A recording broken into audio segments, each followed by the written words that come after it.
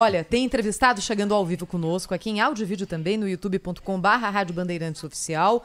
Quem está conosco é o deputado federal Thiago Mitrô, do Novo de Minas Gerais, coordenador da Frente Parlamentar Mista da Reforma Administrativa, assunto do dia, hoje em pauta aqui na Rádio Bandeirantes. Bom dia, deputado, tudo bom? Bom dia, Thaís, tudo bem? Bom dia também ao Zaidan, Cláudio Humberto e todos os ouvintes da Rádio Bandeirantes. Deputado, qual que é o grau de profundidade que o senhor espera desse projeto que vai ser anunciado daqui a pouquinho, às 10 da manhã, pelo governo federal, envolvendo reforma administrativa? Olha, Thaís, acho que tem que ser um grau de profundidade adequado à estagnação da máquina pública brasileira, né? Nós, infelizmente, não temos hoje serviços públicos de qualidade para a população e nem uma estrutura interna da administração pública que permita aos bons servidores evoluírem de acordo com o seu desempenho, com os resultados que entregam, né? Então, é muita coisa que precisa ser modificada. É claro que não é tudo que vai vir nesse primeiro texto, mas a gente espera um bom pontapé inicial para que, em seguida, o Congresso possa fazer a sua parte. Deputado, muito bom dia. Ontem o presidente da Câmara, o Rodrigo Maia, anunciou o que ele chamou de reforma lá no Poder Judiciário.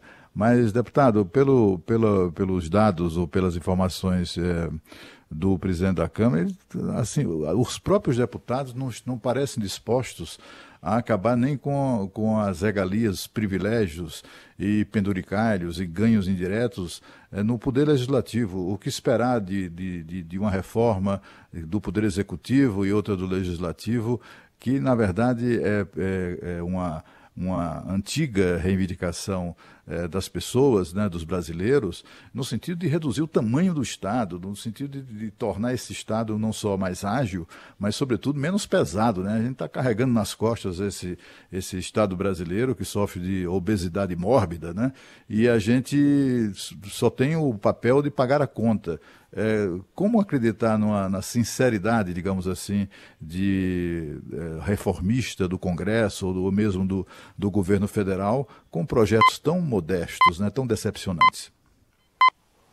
Olha, Cláudio Humberto, eu costumo dizer que a melhor reforma é aquela que a gente consegue passar, né? E eu, particularmente, concordo contigo que a situação hoje do Estado brasileiro ela precisa ser completamente transformada, né? E é um absurdo esses inúmeros auxílios e valores disponíveis para os parlamentares que nós temos hoje na política brasileira. Tanto que eu não utilizo nenhum desses auxílios, abri mão de todos, tenho hoje o gabinete mais enxuto, né, mais econômico entre os 513 deputados da Câmara. Então eu concordo plenamente contigo.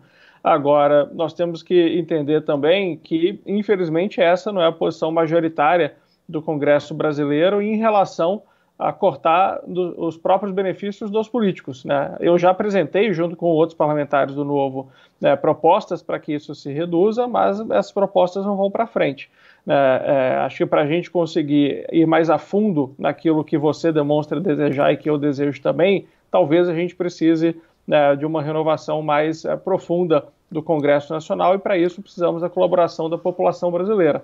Agora, nem por isso eu acho que a gente pode deixar de avançar naquilo que já há um consenso mínimo, né? E é o caso dessa proposta que, como você falou, foi apresentada ontem pelo presidente Rodrigo Maia, da reestruturação da própria estrutura da Câmara dos Deputados, que também é muito defasada, né, e que precisa urgentemente ser modernizada, né? O número de carreiras hoje na Câmara é muito grande, os salários iniciais são muito altos, a estrutura organizacional interna da Câmara não atende mais à realidade de 2020, né? Então, se esse é o consenso que existe atualmente, eu acho que nós não podemos nos furtar de fazer com que este consenso seja aprovado e outros temas, né, como você mencionou, né, do inchaço dos gabinetes e de auxílios, acho que precisa, né, do olhar constante da sociedade brasileira, uma pressão constante para que essa pauta avance logo quanto antes for possível, como eu e você gostaríamos.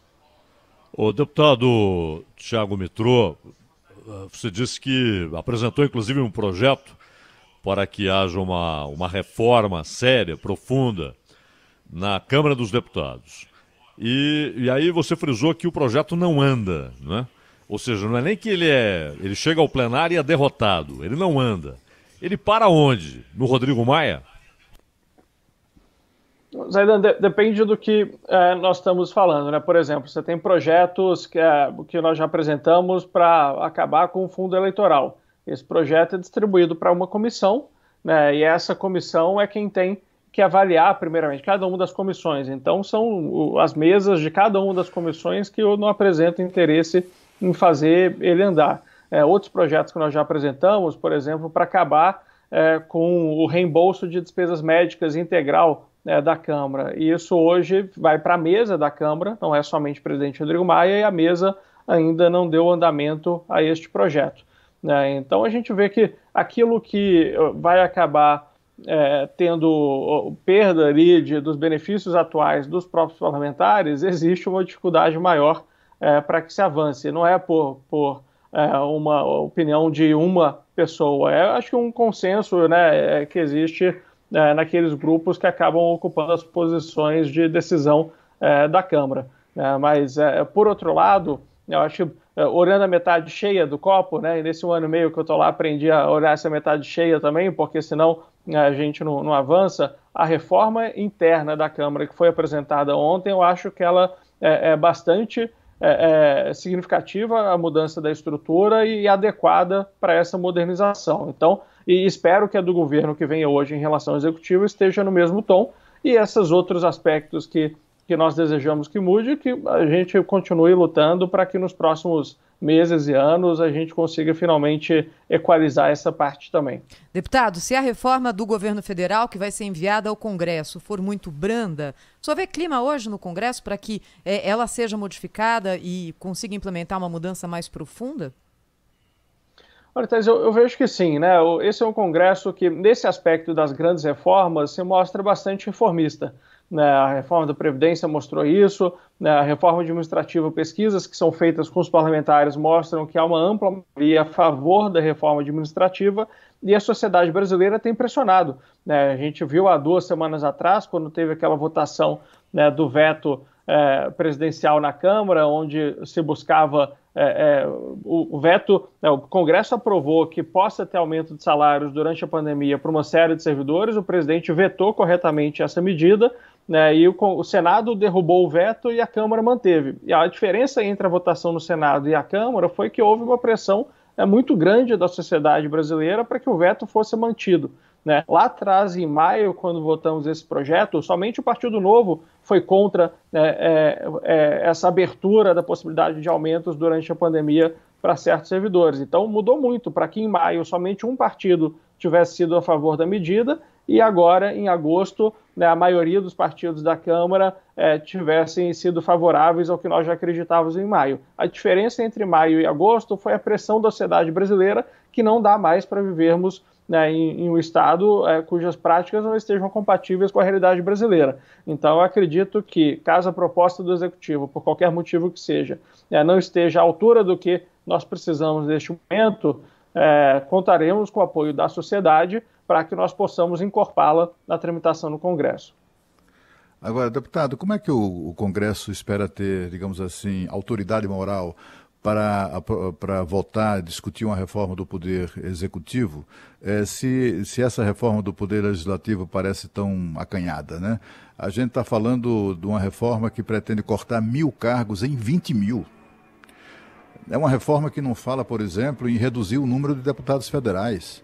513, meu Deus do céu. Não é? Cada deputado custa, em média, segundo a União Parlamentar Internacional, cada parlamentar brasileiro, né, custa, em média, 7 milhões e 400 mil dólares por ano. Quer dizer, o senhor minimizou aí o papel do Rodrigo Maia contra qualquer projeto ou impedindo a tramitação de qualquer projeto que suprima privilégios. Vai completar agora, no dia 17, 1 ano na gaveta dele, um projeto do deputado Pedro Cunha Lima, lá da Paraíba, que acaba com os privilégios e regalias no setor público da maneira geral. E ele simplesmente sentou em cima, não deixa votar, né? Que Congresso é esse? Foi renovado pela metade, o senhor reclama que tem que renovar mais. Esse Congresso que está aí, a Câmara dos Deputados, e o senhor é um exemplo disso, né? Foi renovado pela metade, 50% da Câmara foi renovada. E ainda assim, os caras já entraram no climão lá do vamos nos aproveitar disso, de tantas facilidades, de tantas regalias. O que é preciso fazer para dar um pedala na Câmara dos Deputados, hein, deputado? Olha, Claudio, o primeiro ponto, acho que, na verdade, a reforma da Câmara ela é bastante significativa. São 1.000 cargos que vão ser cortados de 3.500, né? Esse número de 20 mil talvez inclua os cargos que estão disponíveis para os deputados, e aí eu concordo contigo, são 25 que tem em cada gabinete, até 25, no meu gabinete, por exemplo, eu tenho 7 de 25, dá para trabalhar tranquilamente com isso, né? E esses cargos, infelizmente, não vão ser cortados neste momento, né? Agora, dos servidores efetivos da Câmara, de cerca de 3.500, vão ser cortados 1.000, né? Por isso que aquilo que eu te digo que a gente tem que aprender a olhar a metade do copo cheio, né? Mas concordo contigo, a mudança precisaria ser muito mais profunda, né? Eu acho que o número de deputados talvez não seja o maior problema é o custo de cada um deles pelo valor de verbas que cada um tem, né? Então, se nós cortássemos a verba parlamentar, que hoje é de R$110 mil para cada deputado poder oferecer em salários, né, ali pela metade, daria para continuar trabalhando tranquilamente e entregar bom serviço à população, né? Ou cada deputado, no meu caso de Minas, que pode gastar R$36 mil por mês de cota parlamentar, o meu gasto é de 1.500, né? Então dá para trabalhar com muito menos. Eu concordo contigo que essa é uma mudança urgente que precisaria ser feita também, mas, novamente, é algo que a gente tem que ser realista, né? E por mais que tenham trocado metade dos parlamentares da Câmara, infelizmente, muitos dos novos que chegaram com práticas antigas, né? E alguns antigos têm práticas novas também. Então, a gente precisa, independente dos nomes serem novos, entender quais são as práticas que esses vão ter. É uma bandeira minha, desde a época da campanha, sempre foi ter práticas muito distintas, né, e a população contribuir, querendo ou não, os 513 deputados que estão lá hoje foram escolhidos pelos eleitores brasileiros, né, então a população tem a sua parcela de contribuição para que os deputados escolhidos não tenham, né, as práticas que nós gostaríamos. Acho que a gente precisa cada vez mais conscientizar a população que o voto para o Legislativo é um voto muito importante, às vezes até mais importante do que o Executivo. Esse ano temos eleições municipais e acho que cada eleitor e cidadão brasileiro aqui que nos ouve já tem que, desde já, entender quais são os pré-candidatos a vereador das suas cidades e pressionar esses pré-candidatos e futuros candidatos, né, a apresentarem propostas novas, né? Então, a foto hoje, eu concordo contigo que ainda não é das melhores, né, mas olhando o filme em relação ao que nós tínhamos há 4 anos atrás, né, isso já está evoluindo, não na velocidade que precisaríamos, né, mas certamente houve uma melhoria e espero que nessas eleições municipais nós possamos dar ainda mais valor para políticos que queiram fazer realmente a diferença. Pois não, eu queria agradecer ao deputado federal Thiago Mitrô, do Partido Novo de Minas Gerais. Obrigada, deputado, até uma próxima. Muito obrigado a vocês e bom dia a todos e aos ouvintes.